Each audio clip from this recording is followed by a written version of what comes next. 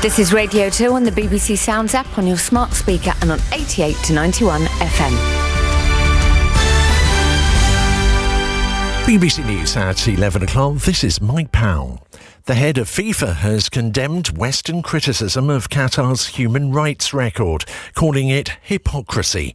The Men's Football World Cup, which kicks off tomorrow, has been overshadowed by the country's criminalisation of gay relationships and the significant number of deaths suffered by migrant workers helping to stage the tournament. Our sports reporter Alex Capstick is in Qatar. This was a remarkable opening address, an hour-long monologue in which Gianni Infantino took aim at Qatar's critics. He began by claiming he felt gay, disabled and like a migrant worker because he'd been bullied at school over his red hair and freckles.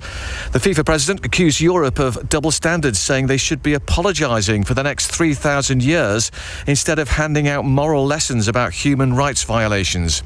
He called for tolerance and understanding, saying that everyone is welcome in Qatar regardless of their sexuality. Mr. Infantino also defended FIFA's decision to agree to a demand from the Qatari royal family to ban alcohol for general sale in the 8 stadiums.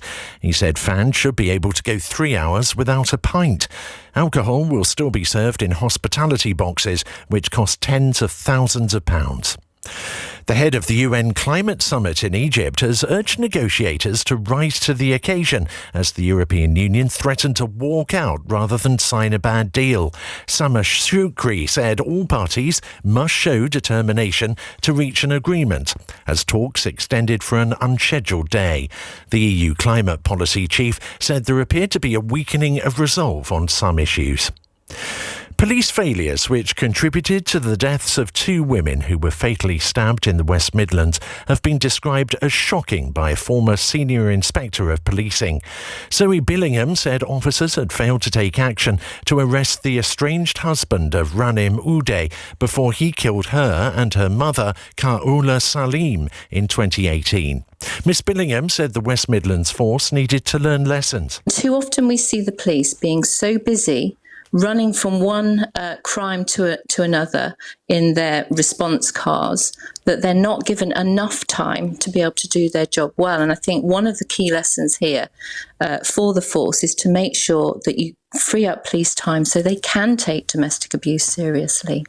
An American woman who falsely said her blood testing company could transform the way diseases are diagnosed has been jailed for more than 11 years. Elizabeth Holmes became a billionaire after claiming to investors that her firm Theranos could identify a range of medical conditions.